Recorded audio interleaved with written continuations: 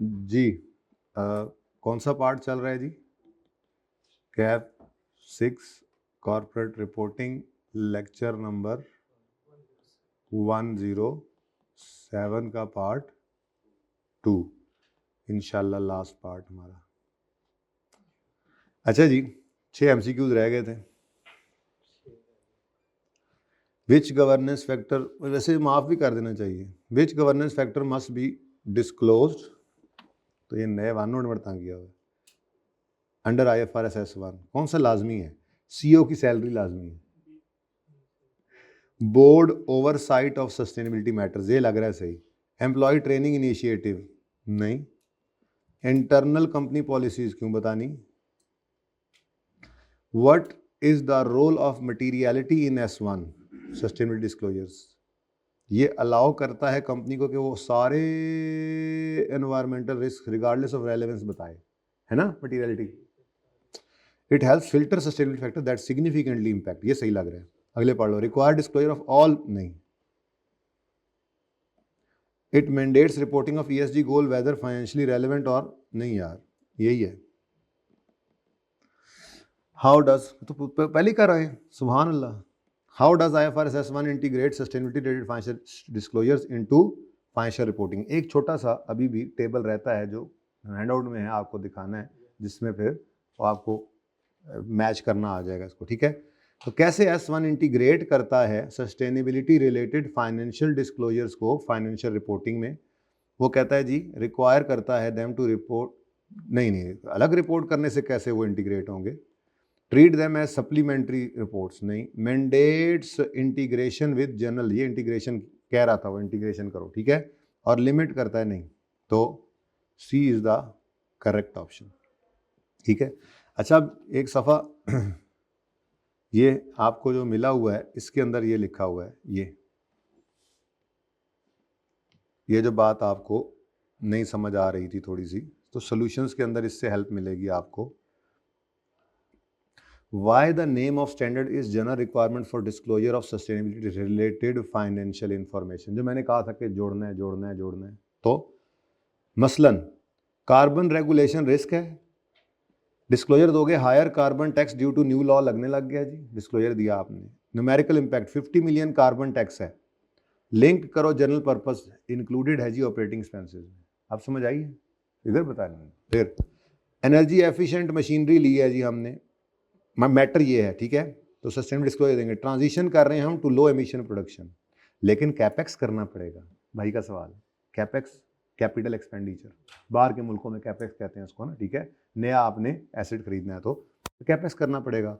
अब लिंक करो, recognise as PPE in statement of financial position, उधर पड़ा है जी, कैपेक्स किया और उधर पड़ा है।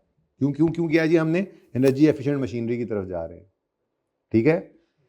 क्लाइमेट डैमेज रिस्क है जी, फ्लड रिस्क फैक्ट्री लोकेशन का है, इम्पेयरमेंट लॉस 40 मिलियन का रिकॉर्ड किया है, ठीक है। रिस्क था फ्लड आगे होना है, इम्पेयरमेंट लॉस रिकॉर्ड कर लिया है और भाग नहीं सके होंगे, भागे ऐसे थोड़ी एकदम भाग जाए, ठीक है। तो ये कहाँ पे हमने रिकॉर्ड किया हुआ है जी, PNL के अंदर। एनवायरमेंटल ऑब्लिगेशन है, साइट रिस्टोरेशन कॉस्ट, याद आ रहा है, प्रोविजन अंडर IS 37 बनाते थे, ठीक है, कि हमने साफ सुथरा करके जाना है एनवायरमेंट को। एनवायरमेंट फ्री, एनवायरमेंट फ्री का क्या मतलब?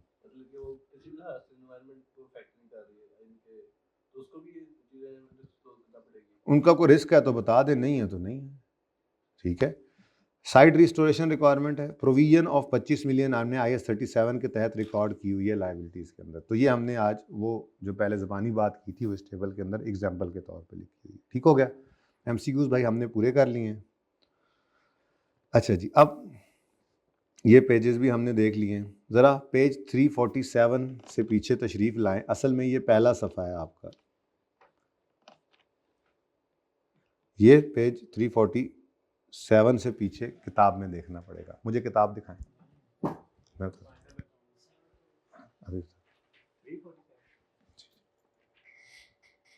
जल्दी दे दूँगा, चलो मैं खोल लूँगा 347।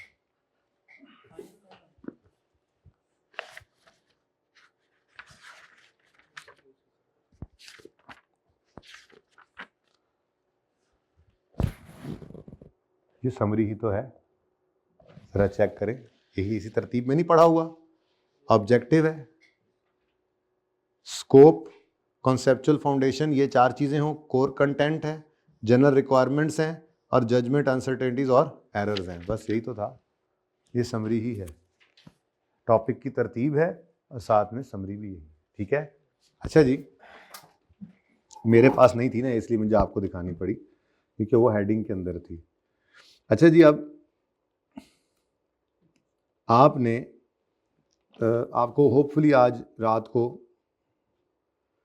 वैसे टुमारो लिखा हुआ है लेकिन मिल जाएंगे सॉल्यूशंस। ठीक है, इनको बस अब आपने एक दफ़ा पढ़ लेना है ताकि थोड़ा सा आइडिया हो। ये जो बातें की हैं ना, इनको लिखने का सिर्फ एक तरीका है, सवाल पढ़ना है, समझना है, अपने तौर पे जवाब देना है, उसको पढ़ लेना है। इन केस को 2 4 4 5 नंबर का वो आपसे पूछ ही लेता है, नया टॉपिक आया है तो ख़तरा तो है। ठीक हो गया। अच्छा जी, अब आखिरी बात आज की करते हैं, और वो आखिरी बात है जनाब आपकी रीसेंट अटैम्प्ट। ज़रा पॉज करिए भाई। अच्छा जी, अब असल में बच्चे जो है वो कई जा रहे हैं कि IFRS 15 कराएं। जब मैंने ये सवाल अभी नमाज से आकर एक नज़र देखा तो मुझे ऐसा महसूस हुआ कि ये सवाल तो हुआ है।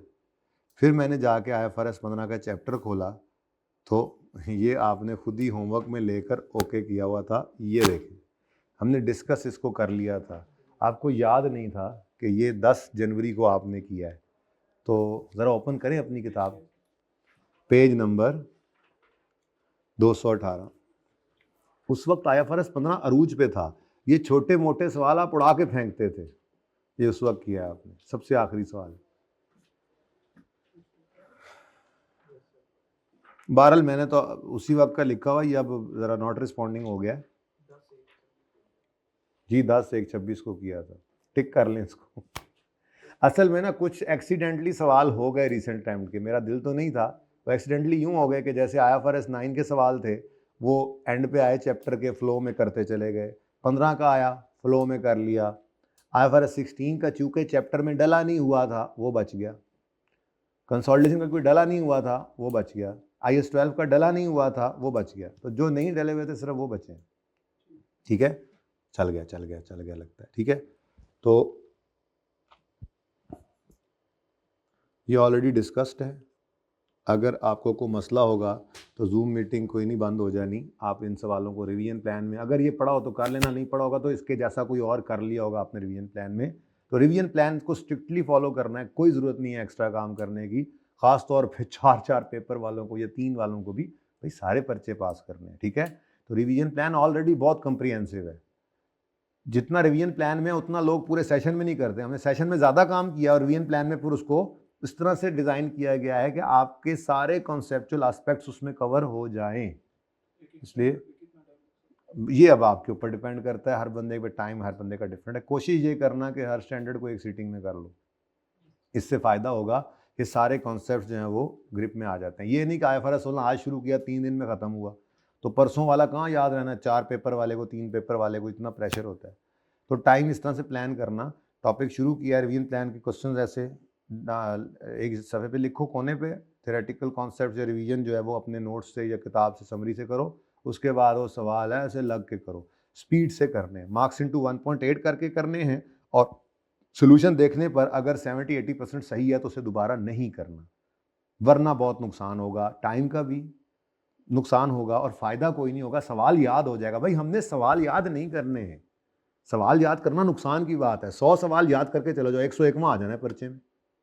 कॉन्सेप्ट्स को ग्रैब करना है। ठीक है, तो एक तरतीब से यूं करके जो रिवीजन प्लान में सवाल लिखे हो ना, एक जगह पे कोने पे लिख लो, उसके बाद सवाल शुरू कर दो।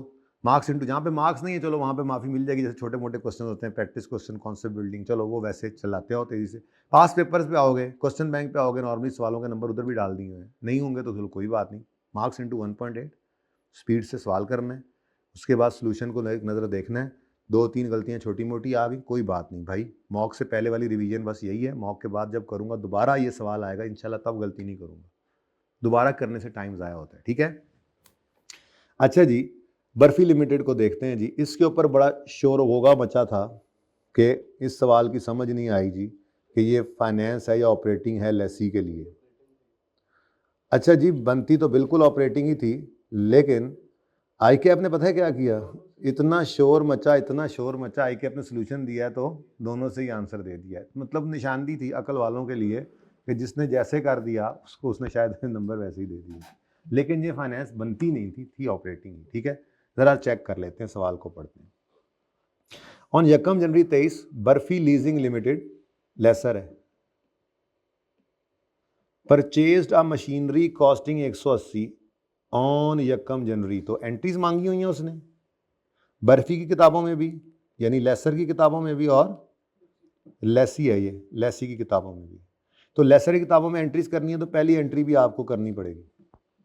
ठीक है, अच्छा। With an estimated useful life of 7 years on the same date BLL entered into a lease agreement with Rasmalai Limited for this machine, covering a non-cancelable period of the agreed lease rentals payable are as follows। तो ये यकम जनवरी 23 पर lease start हुई है, 23 में कोई किराया नहीं, कोई बात नहीं, हो गया भी, खैर है। अब चूंकि डिफरेंट किराए हैं तो एनविटी लगाने की वैसे ही जरूरत नहीं थी, इसको बस एक की बजाय 2 साल पीछे ले आएंगे। ठीक है, वो भी देख लेते हैं। ठीक है, इसको 1 साल की बजाय 2 साल पीछे ले आएंगे। ओके, अगर तो एनविटी होता तो फिर हम करते जी कि इसको यकम जनवरी 23 पे ले आते और ये 31 यकम जनवरी 24 पे ले आते और फिर सिंपल डिस्काउंटिंग करते। याद है ना मिसिंग रेंटल वाला, लेकिन वो तो तब करते थे जब एनविटी होता था, अब ये अलग अलग ही करना पड़ेगा डिस्काउंट हमें। ओके, आगे बढ़े। अच्छा, अब पहली बात, ये क्या चीज़ है? मशीन। तो ये लो वैल्यू, मैं लेसर के पॉइंट ऑफ व्यू पहले सोच रहा हूँ। ठीक है, और ये लेसी के, वो तो आसान है ना, वो तो सही था ना, दोनों की किताबों में एंट्रीज करनी थी। 15 नंबर तो 7.5 तकरीबन तो उसके थे ना, पता नहीं क्यों शोर मचाया हुआ था, वो तो पक्के है ना, उसमें तो शक भी कोई नहीं था। और दूसरे में भी आई के मैंने दोनों सोल्यूशन दे दिए, जान छिड़ाओ बस। चले, खैर,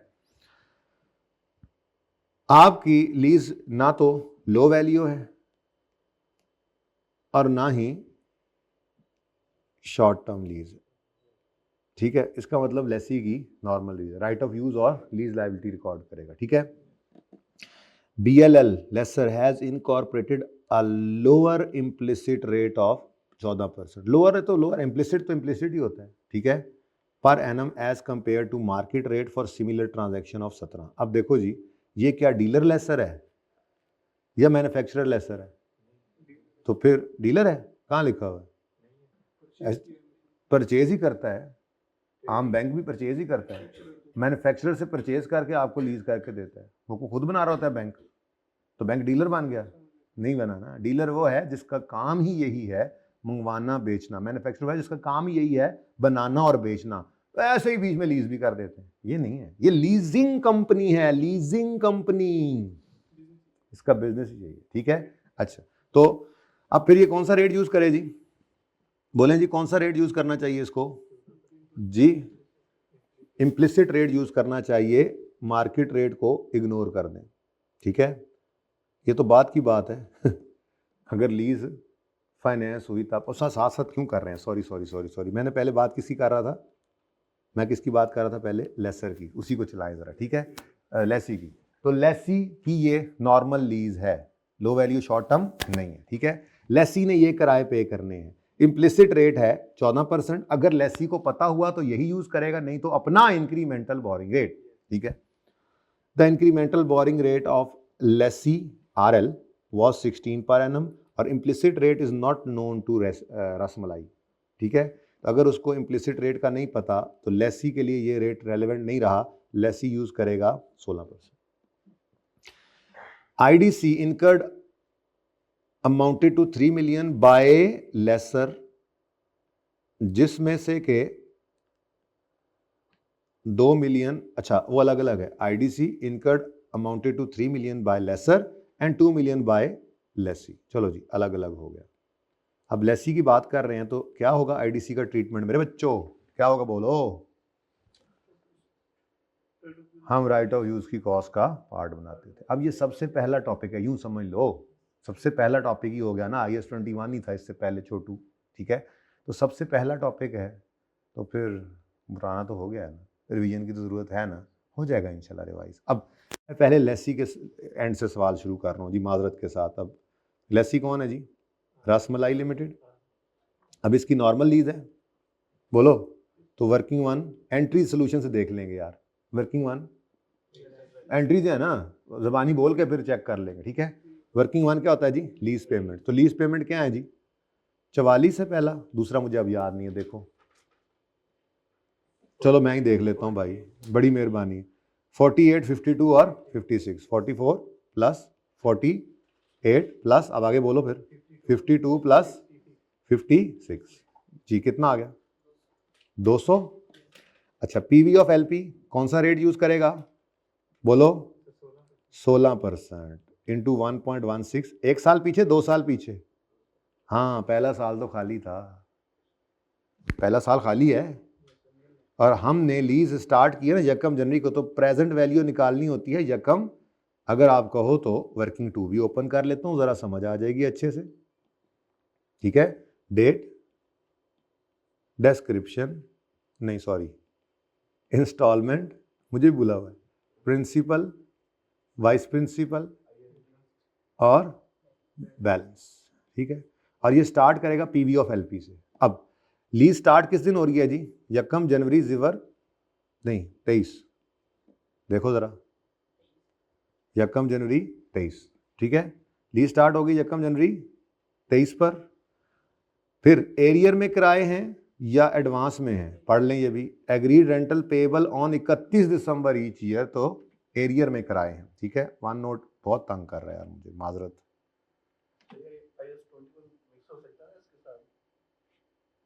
यार हो गया तो कर लेना, नहीं हो सकता वैसे, क्या बाहर से लीज कराओगे? बाहर के मुल्क से लीज कराओगे?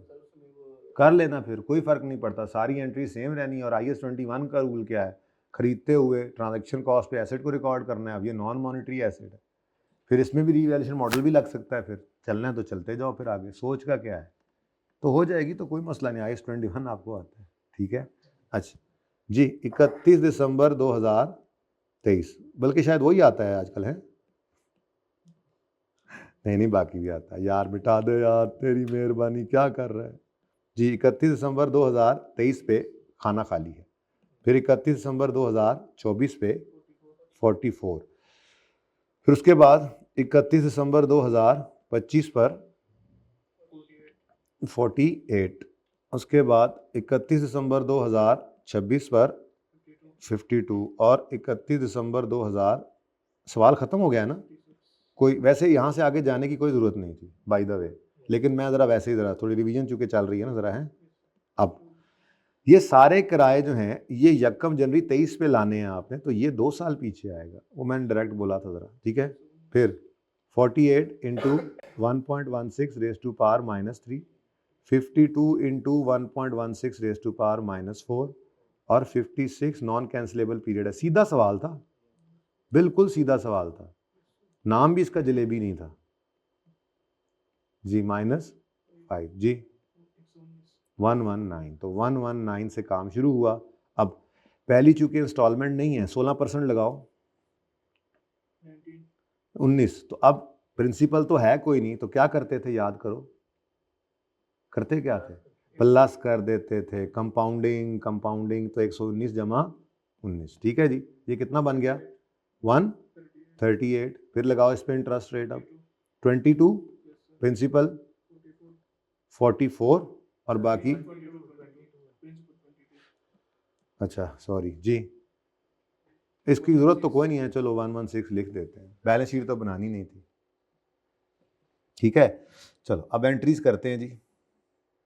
पहली एंट्री, ज़बानी बोल रहे हैं, पहली entry right of use debit, lease liability credit.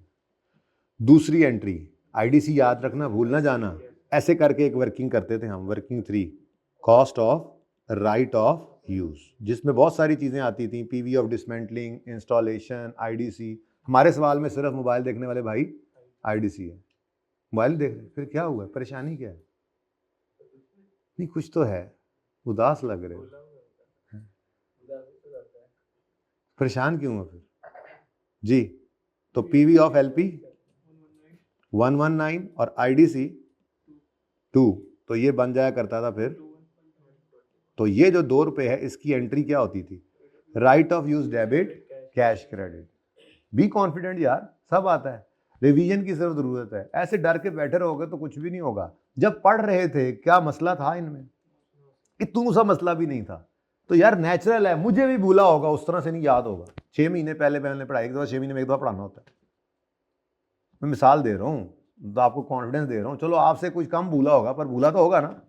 उस लेवल पे, जिस लेवल पे बंदा घुसा होता है ना टॉपिक के अंदर पढ़ाते हुए, उस तरह से कभी भी ना पहले ना बाद में हम भी उसमें ऑपरेट नहीं कर सकते। मुझे अभी को कहे ना सवाल बना दो IFRS 16 का, मैं कहूँगा यार पहले बताते जब पढ़ा रहा था। बात समझ आ रही है? ठीक है, जिस टॉपिक को मैं पढ़ा रहा हूँ या आप पढ़ रहे हैं, हम उसमें खुबे हुए हैं, लेकिन आता है, भूला नहीं है। देखो अब चीज़ें आती जा रही हैं, याद आती जा रही हैं, और ये पास पेपर का सवाल है। ठीक है, 2 एंट्रीज हो गई जी।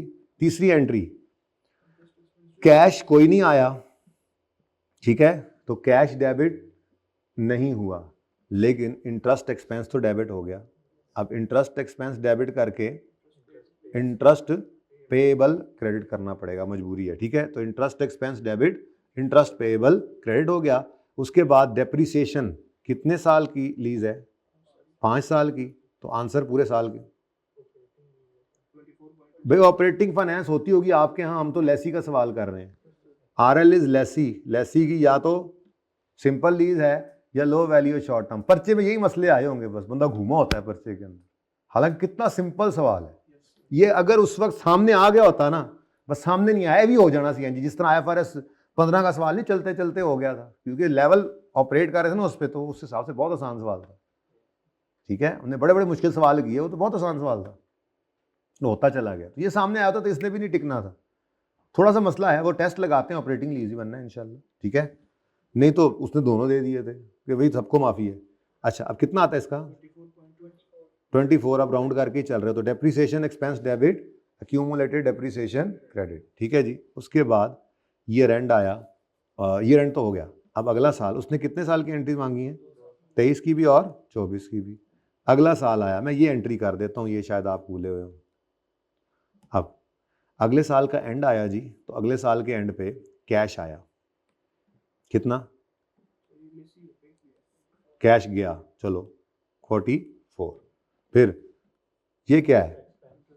इंटरेस्ट एक्सपेंस, ये 22 वाला इंटरेस्ट एक्सपेंस, इसको रिकॉर्ड करो। लेकिन हम क्यों करते थे? यूं करते थे हम, सबसे पहले जो पिछला पेएबल है उसको खत्म करो, फिर इस साल का एक्सपेंस बुक करो 20, और बैलेंसिंग क्या है?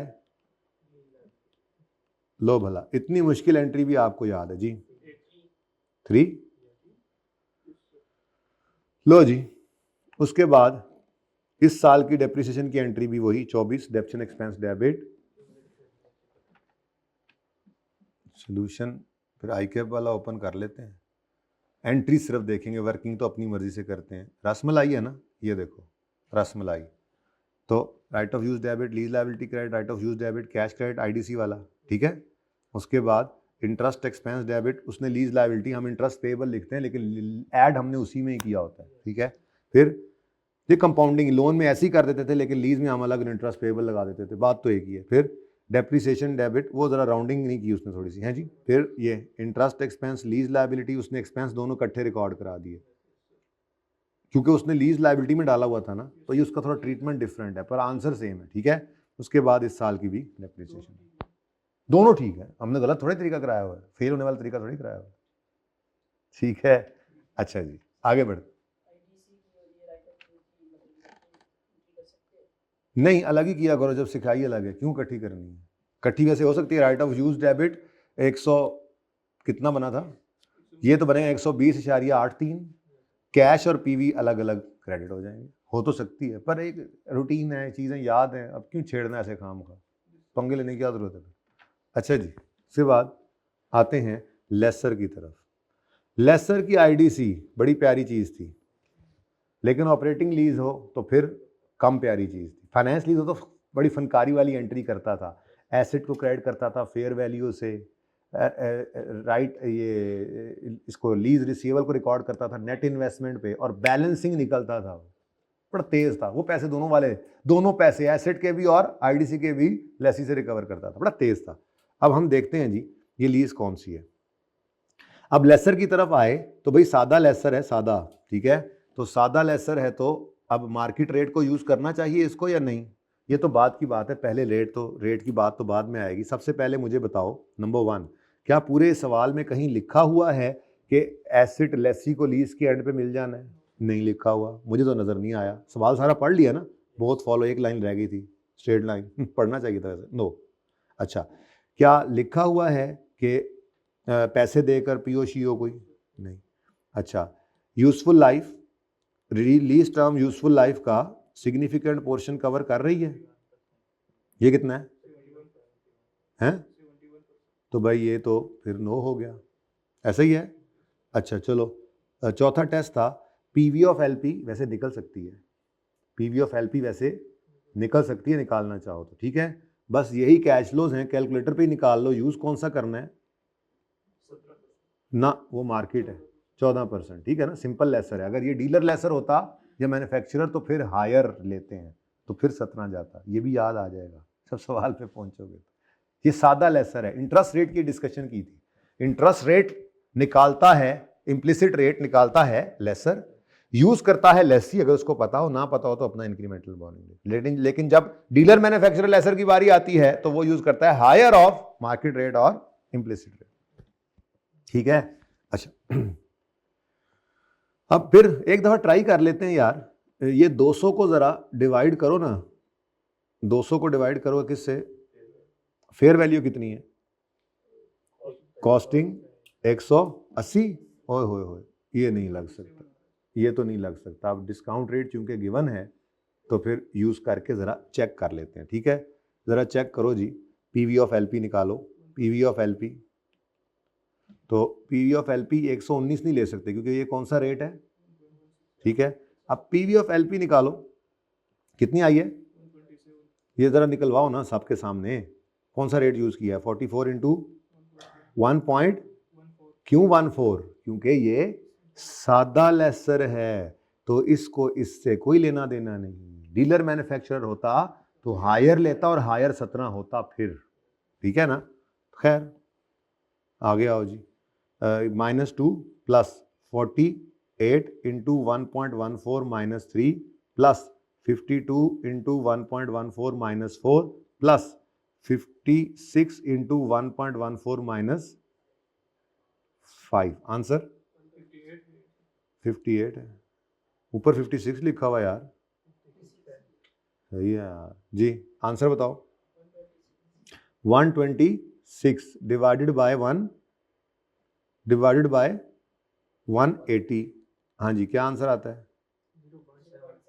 लो जी, ये भी नो है। मुझे नहीं पता कि बच्चों से क्यों नहीं ये टेस्ट लग रहा था, और चौथा भी, पांचवा भी क्या है? नो। तो किस लिए, क्या शक था इसमें, क्या चीज़ है ऐसी? मुझे बच्चों ने कहा, मैंने कहा मैं जब सवाल कराऊंगा, जो कोई रिपीट करने वाले कभी आ जाते हैं ना, या वैसे ही कोई बच्चे डिस्कस करने आ गए पेपर के बाद, समझ नहीं लग रही थी। मैंने कहा समझ तो अपन क्लास में करेंगे, मैं पहली बार ही कर रहा हूँ आपके सामने, और आराम सुकून से सारे टेस्ट लगे हैं। ये कैसे नहीं पता चल रहा कि ये कौन सी लीज है? या तो टाइम का प्रेशर है या फिर इंटरेस्ट रेट वाला चक्कर होगा। अगर मिसाल के तौर पे 17% रेट लेते तो शायद वो इंटरेस्ट रेट बढ़ने से पीवी और कम होनी थी, तो मेरे ख्याल में तो कोई मसला नहीं होना चाहिए। कंपनी के वर्ड कैसे मैन्युफैक्चरर समझ लिया था? हाँ बोलो बोलो बोलो।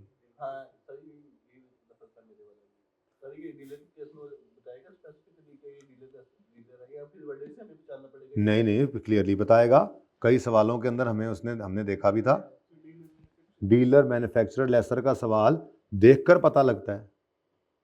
IFRS 16 मैंने ओपन कर लिया है, मसला ये है कि अब वहाँ जाते जाते इसने घंटा लगा देना है। नहीं खुल गया, शुक्र है। ओ भाई आप ओपन करें, 15 भाई ने कहा है 15 ओपन करना, 15 ओपन कर लें, फिर 2-3 सवाल ऐसे ही देखते चले जाएंगे, ठीक है, अगर ये चला तो। पेज नंबर, ओए होए होए होए, जो सफ़े पे तू लाया है ना उस्ताद, वही सफ़ा नहीं ओपन अभी तक। ये देख, हो रहा है, हो जाएगा। चलो आप तब तक इधर देखो, इधर कोई सवाल नजर आ रहा है? ये देखो 18वां देखो, GL इज अ डीलर लिखा हुआ है। और कुछ सवाल देखते हैं आगे चल के, नहीं आगे चल रहा। आगे कितने सवाल हैं वो देख लो जरा, 18 से आगे देखो जब तक ये चल जाएगा। जी not responding, wait for the program. नहीं 18 से आगे चलें तो वापस तो मैंने आना है ना, अब 18 से आगे आप देख लें। बस यही था। 18वां सवाल है डीलर का, लिखा हुआ है डीलर, बिस्मिल्लाह आजा यार, जा चल पड़ा। 17वां मैंने छुपाया हुआ है, 17वां चलो ओपन करके देख लेते हैं।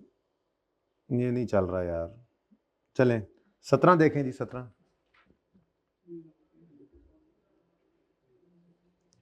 जी, एंड पे आके गड़बड़ करने लग गए भाई। देखो किताब भी नहीं लाए तुम। वाह वाह, अच्छा चलो यार। 16वां भी नहीं है, 15वां भाई ने कहा था, देखें 15वें पे आ गए। इधर देखो, सगाही auto limited is a dealer, मैंने इनसर्कल भी किया हुआ है जहां जहां पे ये आया, ठीक है, क्लियरली लिखा होगा। Cole is preparing acquired machine, ये तो लेसी है। Dettol acquired a machine on lease from Lifebuoy leasing limited. Leasing limited leasing company है, लीजिंग कंपनी का काम लीजिंग करना है, डीलिंग करना नहीं है। डीलर तो वो होता है जो चीज मंगवाता है, ट्रेडिंग करता है और फिर बेच देता है आगे प्रॉफिट रख के। मैन्युफैक्चरर जो बना के बेच रहा है, लेसर जो बनी बनाई खरीदता है और लीज करता है, बेचता नहीं है वैसे।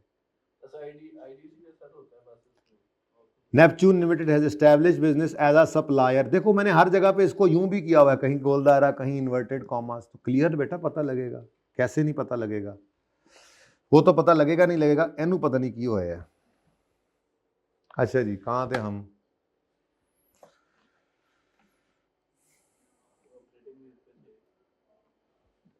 अच्छा जी, तो ऑपरेटिंग लीज है।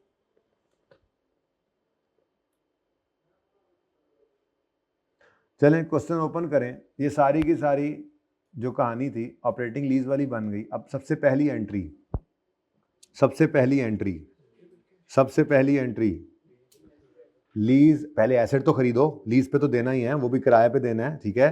तो पहली एंट्री होगी एसेट, पीपीई डेबिट और कैश क्रेडिट 180 मिलियन। फिर ये लीज पे देने की तो कोई एंट्री नहीं है। फिर इन किरायों को ऐड करना था और ऐड करके स्ट्रेट लाइन पर आया कमाया घिसाया, आया कमाया घिसाया, ठीक है। तो वर्किंग कर रहा हूं मैं, तो सिर्फ वर्किंग कर रहा हूं, फिर एंट्रीज दिखाऊंगा। अब हम आगे जी, क्या नाम है इसका? BLL बर्फी लीजिंग लिमिटेड, ठीक है। वर्किंग जो भी है, नंबर जंबर जोन सा भी है जी। पहला किराया 31 दिसंबर 2023 को नहीं आया। दूसरा किराया आया, अब ये जीरो की एंट्री भी कराता था, याद है ना। दूसरा किराया कितना आया? 44। तीसरा किराया 48। चौथा किराया, पांचवा किराया 56। Total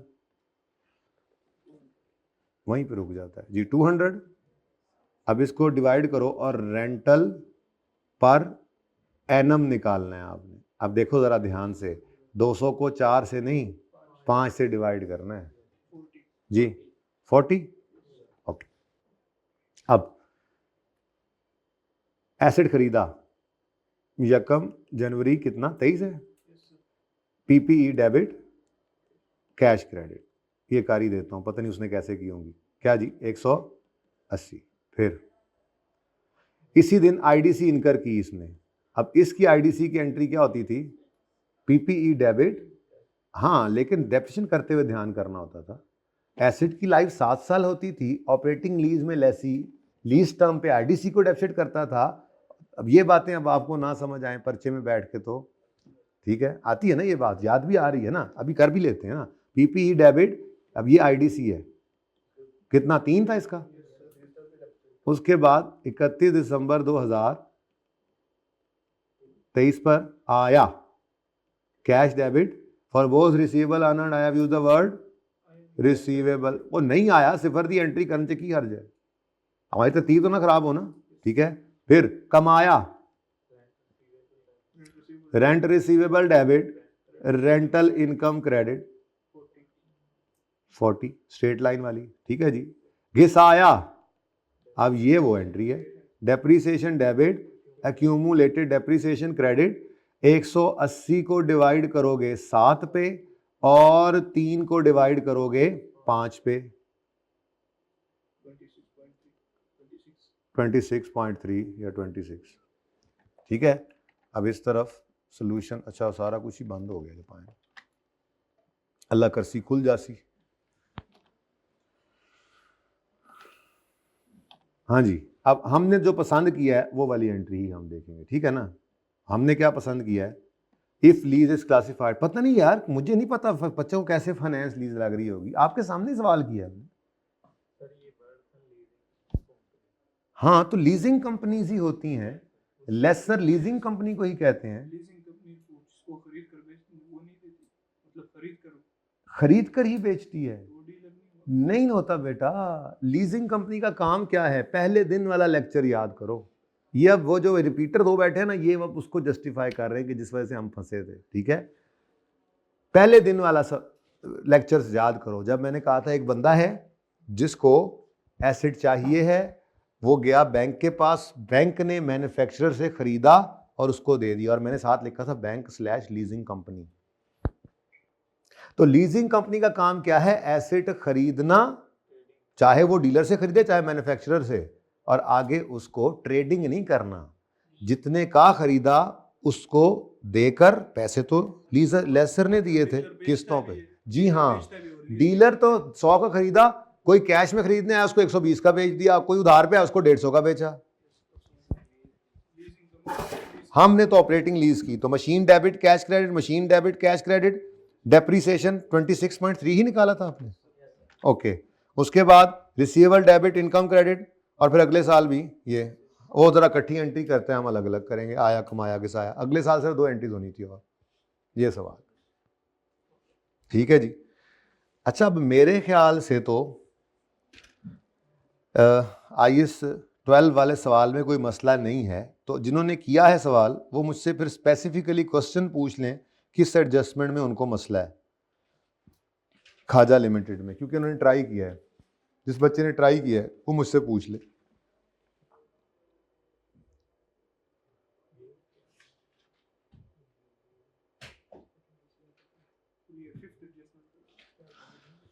KL had an equity instrument measured at fair value of 32 million.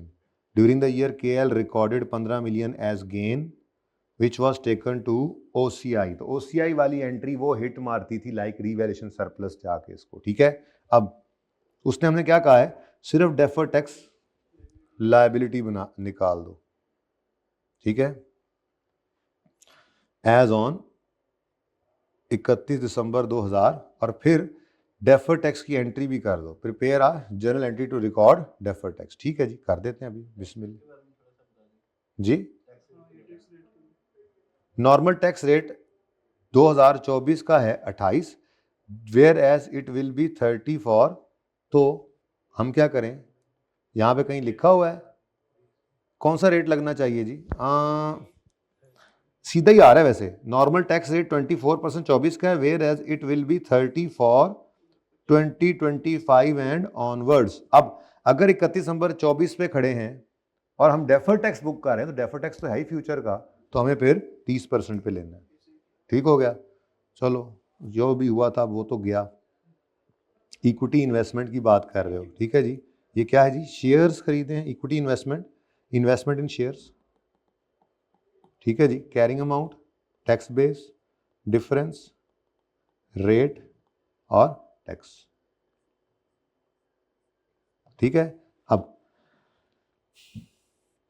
KL ने 32 मिलियन की इक्विटी खरीदी है, नहीं, केएल ने मयर had an equity instrument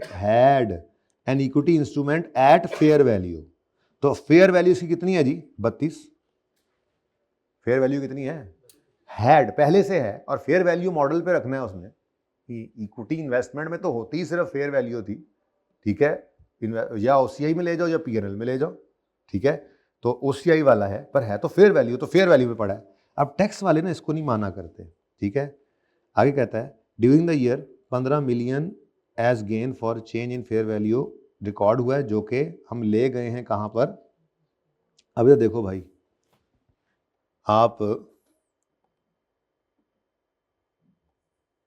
investment in shares का लेजर बना लो, वैसे तो डायरेक्ट भी हो सकता था पर इन्वेस्टमेंट इन शेयर्स। कितने पर पड़ा है जी? 32 पर। During the year gain record किया है 15 का। ये fair value, reserve, OCI, gain को याद आ रही हैं बातें? तो ब्रॉड डाउन बैलेंसिंग निकालो। ब्रॉड डाउन करो या कॉस्ट कर लो, क्योंकि पता तो है नहीं कि कब खरीदा है, एक ही बात है, ठीक है। कितना आता है? तो नॉर्मल तो फिर यही अजम्पशन बनती है कि 17 ही कॉस्ट थी, ओके, क्योंकि उसने क्लियरली नहीं बताया कि पिछले साल आई थी और पिछले साल क्या गेन था, तो फिर यही लगता है कि ये कॉस्ट है, ठीक है। तो टैक्स वाले चूंकि कॉस्ट मॉडल पे चल रहे होते हैं, तो ये जनाब कितना आ गया? डिफरेंस 15 का ही आएगा।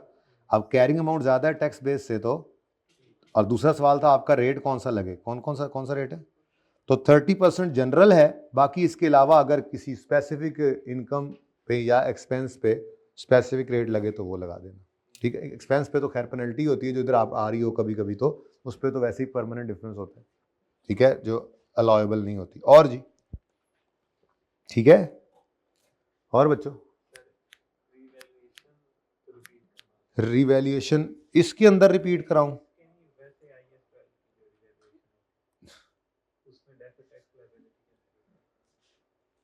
अच्छा है, अच्छा किया आपने ये कह के मुझे।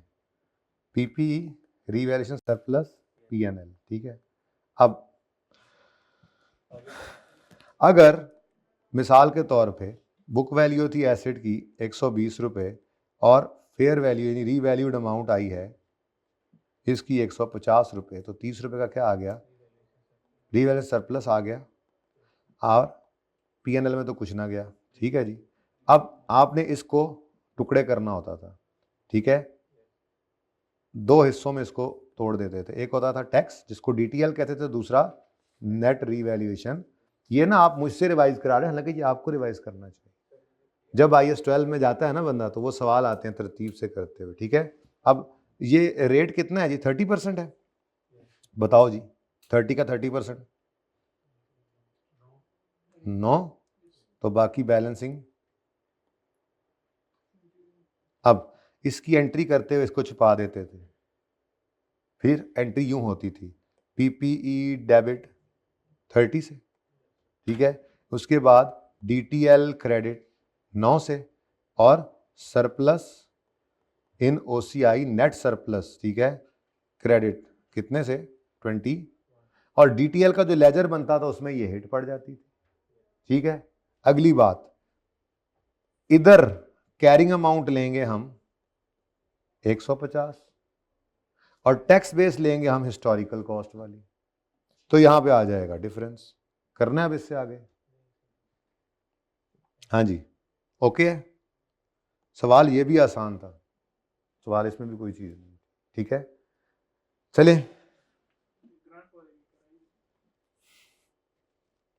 अच्छा तुमने सवाल किया नहीं है, तुम फनकारियां लगा रहे हो। अच्छा चलो, केएल ने गवर्नमेंट ग्रांट रिसीव की है 20 की as a compensation for losses sustain during March 24। अब IAS 20 ज्यादती इसलिए है थोड़ी सी, मैं कहूंगा, लेकिन इतना तो वो कहता भी है कि पिछला पर्चा अगले पर्चे में 10 को नंबर तक टेस्ट हो सकता है। तो ग्रांट वाला स्टैंडर्ड पढ़ा हुआ था ना, हमने पढ़ा था अगर कोई ग्रांट रिसीव हुई है किसी पास्ट कॉस्ट ऑलरेडी इनकर्ड के लिए या फाइनेंशियल सपोर्ट के लिए, तो उसको इमीडिएटली पीएनएल में डालना होता है। तो हम अकाउंटेंट्स ने क्या एंट्री की है? Treated as grant related to income, बिल्कुल सही किया है। कैश आ गया, कैश डेबिट, इनकम पीएनएल में क्रेडिट, कितने से? 20 से, ठीक है, सही है। हमने एक इनकम रिकॉर्ड की, टैक्स वालों ने कहा ना ना इकट्ठी कहां इनकम रिकॉर्ड कर ली, हालांकि हम तो टैक्स इकट्ठा दे रहे थे। उन्होंने कहा नहीं जी sorry, under tax law such grants are, तो वो कह रहे हैं इसको डेफर्ड ग्रांट नामी लायबिलिटी बनाओ।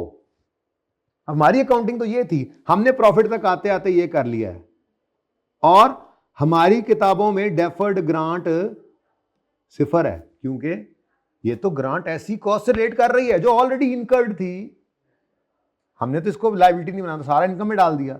टैक्स वाले क्या कह रहे हैं? ना ना ना ना, इसको टैक्सेबल करेंगे हम over 5 years from year of receipt. इसका मतलब 20 जो है इसका 4 इनकम में ले जाएं। अब मैंने करंट टैक्स की वर्किंग तो करनी, इतने पूरी करवाऊं, ठीक है।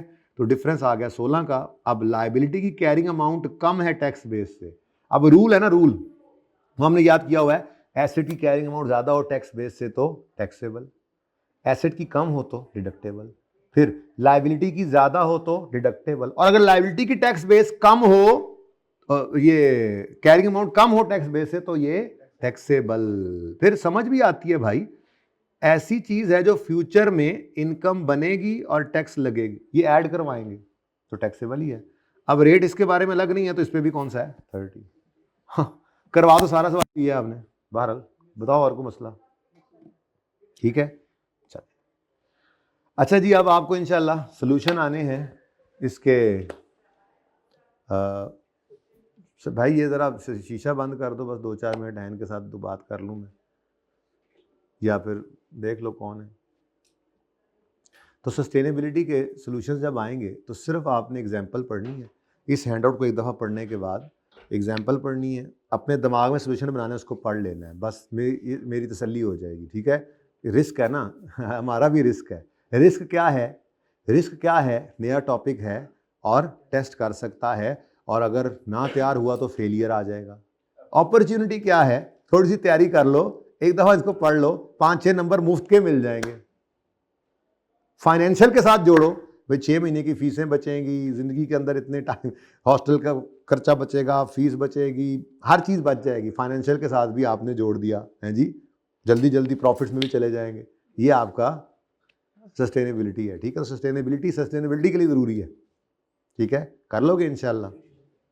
अब भाई अगली बात ये है कि देखो आपको ना सारा कुछ आता है, ठीक है, परेशान बिल्कुल नहीं होना, आपने बस फॉलो करना है रिवीजन प्लान को, बस फॉलो करें रिवीजन प्लान को, ठीक है, इस प्रेप लीव के अंदर, ठीक है। इसके लिए कुछ टिप्स हैं। वो टिप सबसे पहली ये है, प्लानर बनाएं। अच्छा, प्लानर जो है ना, अब आज क्या तारीख है? 6 है ना, आपने 7 से नहीं 8 से प्लानर बनाना है, ठीक है। और उसको पढ़ना आज प्लानर बनाते ही शुरू कर देना है, अगर आज से पढ़ाई शुरू कर रहे हो तो, क्योंकि प्लानर का टिक होना ना बेटा, ये बहुत ज़रूरी है। ये टिक होने का मतलब होता है बंदा पासिंग की तरफ जा रहा है, ये नहीं कि हर 3 दिन बाद नया प्लानर बन रहा है, टिक नहीं हो रहा, ये फेलियर की तरफ जा रहा होता है बंदा। अब एक नेचुरल सा एक मामला है कि स्टार्ट के अंदर ना 2-3 दिन टेम्पो बनने में लगते हैं, बंदा एकदम से सिर्फ पढ़ाई के लिए बैठ जाता है वेला होके, तो 1-2 दिन टेम्पो बनने में लगते हैं। तो उसको कवर करने का तरीका क्या है? हम 1 दिन बाद का प्लानर बना के आज ही शुरू कर लेंगे। तो 7 तारीख में 8 टिक हो चुका होगा या कुछ रह भी गया होगा, तो 8 शुरू होते ही वो फिर स्टार्ट में हो जाएगा, फिर 9, यानी कि ये शायद 1 दिन का काम 1.5 दिन में हो रहा होगा शुरू में, 2-3 दिन बाद फिर टेम्पो बन जाएगा, ये टिक होता जा रहा होगा, ठीक है। घर जाना है, इधर रहना है, डिसाइड करो। वैसे तो बच्चे डिसाइड कर चुके, 31 वाले चले गए, उसके बाद ये 3-4 दिन से रुके हुए ही आ रहे हैं। स्टिल रुक गए हो, बस जम जाओ, जमना असल है। 2-3 दिन लगेंगे जब भी पढ़ना शुरू करोगे, ये ना हो घर जो गए हैं 2-3 दिन पढ़ा नहीं गया, चलो किधर जी, हॉस्टल जा रहे हैं, पढ़ाई नहीं हो रही, इधर पहुंच गए 2-3 दिन, यहाँ पे टेम्पो बनते लगे, जगह सेट होते हुए लगते हैं, 2-3 दिन पढ़ा नहीं पढ़ा जा रहा, चलो फिर घर, ये आते जाते छुट्टियां गुजर गई। ये नहीं करना, ठीक है। एक जगह डिसाइड कर लो, आज कर लो, निकलना है तो अभी निकल जाओ, ठीक है, रुकना है तो रुक जाओ, बस फिर बस मरना होगा, जीना होगा, मरना होगा, धरना होगा, सर जहां पे बैठो वहां धरना दे देना है, ठीक है, धरना देना है, प्लानर बनाना है, इसको पढ़ना है, ठीक है। जो बच्चे 3 पेपर्स दे रहे हैं, मेरे ख्याल में 12 से 13 घंटे इफेक्टिव पढ़ाई कर ली उन्होंने, कि जब पढ़ रहे थे तो दिमाग भी किताब पे था। शेर मैं नहीं सुना रहा, समझदार हो आप लोग, सुना हुआ है आप लोगों ने, चस्के ना लिया करो हर दफ़ा, ठीक है, बस पता है मुझे, ठीक है ना, कि आपको पता है। सुनो यार, सुनो, आप अटेंटिव देखो, एक मसला होता है ये पढ़ाई करते हुए, आपने किताब खोली हुई है, जहन में कोई सोच आ गई, मैं ये नहीं कह रहा कि गलत सोच ही आनी ताड़े जहन से, अच्छी सोच भी आ जाती है, लेकिन उस सोच के पीछे चल पड़ते हैं बंदे, वेले बैठे हैं ना, बस किताब है हम सामने को, बंदा आसपास बंदा कलियां बह के पढ़ रहे हैं, बैठे बैठे एक सोच आ गई, सोच से दूसरी, दूसरी से तीसरी, तीसरी से चौथी, चौथी से 5वीं सोच, एकदम पता लगा आधा घंटा गुजर गया है, मैं तो पता नहीं कहाँ पे डे ड्रीमिंग कर रहा था। है अच्छी सोच या बुरी सोच, दोनों गलत, ठीक है। अब नेचुरल है ये होना नेचुरल है, कोई गलत बात नहीं है, नेचुरल है, इंसान की सोच भटकती है, ठीक है, किसी भी तरफ अच्छी सोच भी चली जाती है। आपने किसी भी सोच की तरफ नहीं सोचना, आपने फोकस करना है। उसका तरीका क्या है, थोड़ा सा लगाम डालनी पड़ेगी सोच को। जाना है उसने आसपास, इंसान के अंदर नेचुरल ये लन रखा हुआ है, तो क्या करना है, सोच गई है फौरन वापस लाओ, फिर हटी के फौरन वापस लाओ। ठीक है, तो 3 पर्चे वाला इफेक्टिवली 12 घंटे पढ़ ले, इफेक्टिवली 12 से 13 घंटे आखिरी महीने में, तो वो पास हो सकता है। और 4 वाला अपनी मेहनत को बढ़ाए, वो तकरीबन कोई 14 से 15 घंटे पढ़ ले, पास वो भी हो सकता है। ठीक है, मसला कोई नहीं है, प्लानर बनाओ।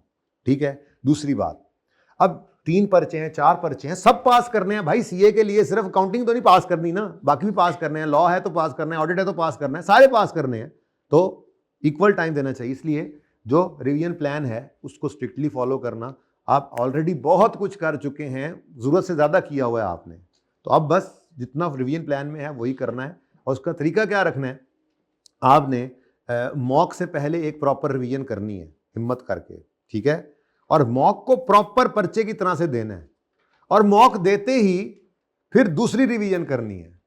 पहला पर्चा किस दिन है, 4 को गालिबन आप लोगों का, ग्रुप बी वालों का नॉर्मली, तो फिर 3 और 2 तो आप ना छेड़ना। लॉ की टेंशन से कुछ उस दिन पढ़ भी रहे होंगे तो नहीं पढ़ा जाना। तो मैक्सिमम यकम तक आप रूटीन वाली तैयारी कर सकते हैं, मॉक के बाद दूसरी रिवीजन की। मैं मैक्सिमम बता रहा हूँ, कुछ बच्चे 3 दिन भी रखेंगे, यकम 2 3, लेकिन कम से कम 2 दिन तो लॉ साथ साथ पढ़ के भी आए हो, तो आखिरी 2 दिन आपसे कुछ और नहीं पढ़ा जाना, तो आपने उसके लिए रख लेना है। इसका मतलब यकम तक के दिन है।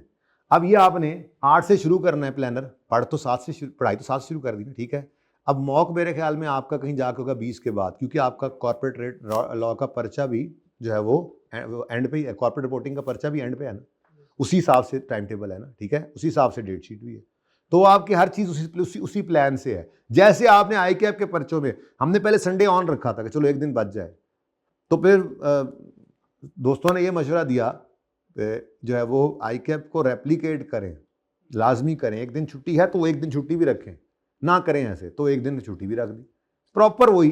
अब आपके पास क्या है, कब शुरू हो रहे हैं मॉक आपके कब शुरू हो रहे हैं? आपका पहला पर्चा कब होगा? नहीं, मॉक मेरे ख्याल में 16 को शुरू होने। क्या डेट शीट थी यार, मुझे भेजी थी, मुझे भूल गई है। 16 को तो पहला पर्चा है ना, आर का, FAR का। तुम्हारा पहला पर्चा कब है ग्रुप 2 वालों का? 18 को। ठीक है, अब देखो हमने 17 से कर लो। ठीक है, 17 से कर लो। अब देखो आपने पढ़ाई 7 से की, लेकिन आपने 8 से प्लानर बनाया हुआ है। अब पहला पर्चा आपको कब है? आपका कब है? 17 को। 8 9 10 11 12 13 14 15 16 17, 10 दिन स्क्रैच से पढ़ाई करो तो तैयार हो सकता है। जिन ऐसे भी होते हैं कुछ, आप तो सारा सेशन पढ़ते रहे हो भाई। ठीक है, तो अब इन 10 दिनों में आपने, अगली मर्जी है, मिसाल किसी ने 4 पर्चे रखे हुए हैं, कोई जिन ऐसे होते हैं जो 4 के 4 रोज पढ़ लेते हैं। मैं अपनी बात करूं तो मेरी इतनी औकात नहीं थी, मैं 2 कर लेता होता था जब 4 पर्चे देता था। तो कोई बच्चे 4, हर बंदा अपने हिसाब से, किसी को नहीं। मैं 2 करता था, वो सर ने कहा था 2 करते नहीं भाई, सर जाने सरदा काम जाने। आप 1 पढ़ सकते हो, कोई बच्चे ऐसे होते हैं जो सिर्फ 1 पर्चा पढ़ के पूरा करते हैं, फिर दूसरा पढ़ते हैं, फिर तीसरा पढ़ते हैं, फिर ऐसे भी करते हैं। कोई ऐसे होते हैं जो 2 कर लेते हैं, कोई ऐसे होते हैं जो 4 इकट्ठे पढ़ते हैं। हर एक की अपनी मर्जी है, अपनी मर्जी करना। बट 10 दिन में ऐसे तैयारी करना कि बस यही आई कैप का पर्चा है, बस डू और डाई है, पर्चा पास करना है। ठीक है, जितने पर्चे देने पास करने हैं। अब मॉक में घुस गए, मॉक खत्म कब हो रहा है? 24 को। ठीक है, उसके बाद फिर 25 26 27 28 यकम 2 3 7 दिन है, 2 दिन निकाल दो, 5 दिन है। अब ये दूसरी रिवीजन है। अब दूसरी रिवीजन के अंदर थोड़ा सा क्विक करना पड़ेगा काम। आप भी रिवाइज हो चुके होगे, मॉक भी दे के आ चुके होगे, स्पीड वैसे भी तेज है। तो अगर 10 सवाल किए थे तो 8 फिर भी कर लेना हिम्मत करके, नहीं तो 7 कर लेना, बाकी 2 3 सिर्फ देख लेना। ठीक है, तो ये आपकी तरतीब होनी चाहिए पढ़ाई के दौरान। ठीक है, उसके बाद ये तो प्रेप की बात हो गई। प्रेप लीव के अंदर बेटा अपनी सेहत का ख्याल रखना, बहुत ज़्यादा अल्लाह से मांगते रहना, सदका करना। सदका बलाओं को टालता है। अब सदके के लिए ज़रूरी नहीं है कि आपने वो बड़ी अमाउंट सदका करनी, सदका है। एक बंदे के पास लाख रुपए है, उसने 10,000 सदका किया। एक बंदे के पास 10,000 है, उसने 1000 सदका किया। एक के पास 1000 है, उसने 100 किया। एक के पास 100 है, उसने 10 किया। एक के पास 10 है, उसने 1 रुपया किया। तो जो सवाब के हिसाब से तो सब बराबर है, क्योंकि हर एक ने अपनी इनकम का 10% सदका किया। तो जितना हो सके आसानी से, ताकि आप लोग खैरियत से आफियत से रहें। सब पढ़ा हुआ आखिरी महीने बीमार पड़ गए, को मसला आ गया, अल्लाह से आफियत मांगनी है, ठीक है। उसके बाद पर्चे में भी अभी नहीं जाना, बल्कि उससे पहले पर्चे की रात है, अकाउंटिंग का पर्चा है, नींद सबसे ज़रूरी है उसके लिए पेपर नाइट में। अकाउंटिंग के पर्चे में जाग के जाना अपने लिए समझो आपने गड़ा खुद खोद लिया है। अब या तो कोई खुदाई ताकत आपको बचा ले, कोई करामत हो जाए तो हो जाए, वरना आप गड्ढे में गिर जाएंगे, उसमें नहीं गिरना, ठीक है। नींद नहीं आती पर्चे से पहले, पर सोना है, लेटे रहो लेटे रहो लेटे रहो, आ ही जाएगी इंशाल्लाह। 6 से 7 घंटे पर्चे में कम से कम 6 घंटे सो के जाना है। कोई रात में तीर अकाउंटिंग के पर्चे में आपने नहीं मार लेना अगर आपने सारा सेशन नहीं पढ़ा तो। बाकी जिन्होंने नहीं पढ़ा उनको तो मैं मशवरा भी नहीं दे रहा, ये उनको दे रहा हूँ जो 2 रिवीजन करके फिर पर्चे से पहले तीसरी भी करते हैं। तो पूरी नींद लेके प्रॉपर नाश्ता करके, बल्कि रोजे होंगे तो वो तो बहुत अच्छा है, तरावी पढ़ के सो जाना है, ठीक है। और रात को नहीं पढ़ना, ये पढ़ना भी है तो फिर सहरी करके थोड़ी देर सो रहे होगे, नॉर्मली लोगों की आदत होती है, ठीक है। तो टाइम थोड़ा सा है, 3-4-5 घंटे, 2 घंटे पहले सो लिया, 3-4 घंटे बाद में सो लिया, ठीक है। नींद करनी है, नींद करनी है, ठीक है। और रोज़ा रखने से कुछ नहीं होगा, तरावी पढ़ने से कुछ नहीं होगा, ठीक है। वही टाइम जो है वो आपका, आप और फोकस्ड रहोगे, हाफजा अल्लाह तेज़ करते हैं रोज़े से, बरकत होती है उस वक्त में, पढ़ोगे इंशाल्लाह पास होगा बगम होके। इबादत में कमी ना करना है, इससे डरना नहीं है, ये कहीं नहीं जाते पर्चे, ये इंशाल्लाह मिल जाएगा आपको, ओके। उसके बाद पर्चे के 3 घंटे, एक तो पेन जो यूज़ करते हो उनका डिब्बी लेकर रख लेना अपने पास, और वही पेन चलाना 3-4-5, और पर्चे में उन्हीं को 3-4-5 को उठा के साथ ले जाना, ठीक है। एक जैसा पेन जो यूज़ करते हो वही पूरी डिब्बी लेके रखना, ठीक है। उसके बाद जब पेपर आपको मिल जाए तो सबसे पहले पेपर आते ही आपने रिक्वायरमेंट पढ़नी है सिर्फ, और फिर रीडिंग टाइम 15 मिनट के अंदर आपने एमसीक्यूज को सॉल्व कर लेना है, ठीक है। एमसीक्यूज कैसे सॉल्व करने हैं, अब आपने पढ़े ही हैं एमसीक्यूज, 1-2 कैलकुलेशन वाले होते हैं, छोटी मोटी कैलकुलेशन का टिक शिक करना होता है, अंडरलाइन करना होता है तो नुक्ता लगा लो, टिक क्रॉस नहीं भी करना तो डर रहे हो तो नुक्ता लगा लो। अब 10 नंबर के एमसीक्यूज हैं, चलो एक आधा मुश्किल भी है, 6-7 नंबर तो टिक कर लिए ना, साइड पे हो गए, टाइम अभी भी बच गया, तो कोई और छोटा सवाल पढ़ो, सिर्फ एक आधा। पूरा पर्चा 15 मिनट पढ़ने वाला नुकसान करता है अपना, उसको कोई फायदा नहीं होता, समझ तो कुछ आता नहीं है। तो कोई और सवाल छोटा सा प्लान कर लो, इससे फायदा क्या होगा, 15 मिनट बाद जैसे ही आपको आंसर शीट मिलेगी, आप 1 मिनट लगाकर एमसीक्यूज पे छापोगे। फिर तो 7-8 नंबर को सवाल आसान सा था, वो भी प्लान हो गया था, तो लेट से आपने 10 मिनट में वो भी कर लिया, तो पहले 15 मिनट में आप 20 नंबर सॉल्व कर चुके होगे। अब ये वो कॉन्फिडेंस है जो आपको आगे लेके चलेगा। फिर लॉन्ग शॉर्ट पे नहीं चलना, लॉन्ग करूंगा पहले शॉर्ट करूंगा पहले, नहीं। जो आपने पहले तो रिक्वायरमेंट पड़ी थी ना सिर्फ, तो इसीलिए 15 मिनट को फोकस करा के ये छोटा काम कर लिया आपने। उसके बाद जो टॉपिक अच्छा लगता है देखो, सबसे अच्छा जी आज मैं ये देख लूँ, जरा एक नज़र फौरी वाली मारो, डुएबल है, अब तसल्ली से दूसरी बार पढ़ो, फिर तीसरी बार पढ़ो, ये टाइम ज़ाया नहीं हो रहा, सवाल प्लान हो रहा है, उसके बाद उसको कर लो। हो सकता है कंसल्टेशन आपको सबसे आसान लगे, पहले उससे कर लो, हो क्या सकता है वो आसान ही लगेगा इंशाल्लाह, उसमें कुछ है नहीं, अल्लाह ने चाहा तो आसान ही लगेगा, ओके। रेशो का सवाल आ जाता है, सुभान अल्लाह, हाँ जी, वो तो पढ़ा हुआ। ईपीएस आ सकता है, बिल्कुल नए टॉपिक्स हैं, तैयारी से सही करके जाना, रिवीजन प्लान को फॉलो करना, ठीक है, ओके। और बस पूरा टाइम लगाना है, 85 से ऊपर, जिस वक्त आप 80 प्लस चले गए, वैसे तो बच्चे 70 करके 65 करके भी पास हो रहे होते हैं, बताते हैं, लेकिन सेफ जोन क्या है 85 प्लस, ठीक है।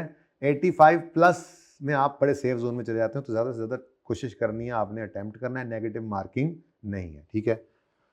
और बाकी बतकाज़ा बशरियत मेरे से कोई कमी कोताही हो गई हो, उसको भी अल्लाह के रज़ा के लिए माफ़ करना है। और अगर मुझे कोई भी चीज़ और नज़र आ गई जो मुझे लगता है आपको बतानी चाहिए, तो फिर मैं आपको रिकॉर्डिंग करके भेज दूंगा। यहाँ लाइब्रेरी में बच्चे बैठे थे, उनमें से किसी को पकड़ के बिठा के मैं यहाँ पे पढ़ा दूंगा, तो रिकॉर्डिंग आ जाएगी, ठीक है। मॉक क्लास भी देना, टिका के देना, अच्छे से देना, और ये 2 रिवीजन, मॉक से पहले मॉक से बाद, ठीक है, अच्छे से करनी है, ठीक है। अल्लाह आप लोगों को कामयाब करे। तो बस अल्लाह हाफिज़, बंद कर दें, उसको उठा दें भाई, ठीक है जी भाई, क्लोज कर दो जी, अल्लाह हाफिज़।